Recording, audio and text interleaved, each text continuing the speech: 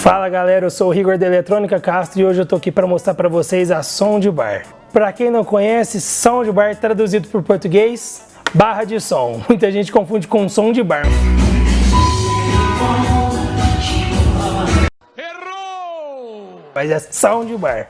Ó, eu tenho dois modelinhos aqui para mostrar para vocês. A Tomate, ela contém as entradas RCA, P2, USB e Bluetooth.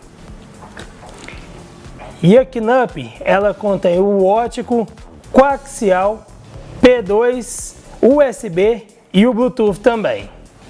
Pessoal, para que serve a Soundbar? Serve para você que tem uma varanda, que tem uma área de lazer, ou até mesmo para você que tem uma televisão com ótima imagem, mas que o som deixa a desejar.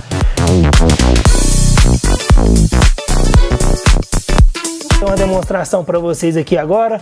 Vou testar a Tomate agora na minha televisão com a entrada RCA. Beleza? E vou testar a Knup também para vocês, só que a Knup eu vou testar no Bluetooth para vocês verem que bacana para quem gosta de fazer uma festinha também. Pessoal, vou mostrar para vocês a Knup que está ligada aqui no meu Bluetooth no meu celular. E uma dica, se tiver no trabalho, abaixa o volume.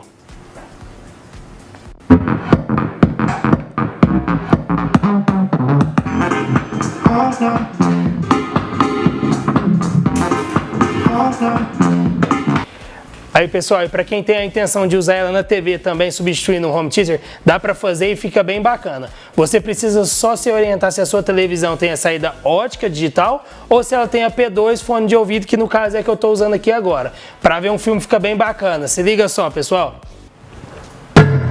Ai, meu Deus. Me perdoe. Show, show. Filé.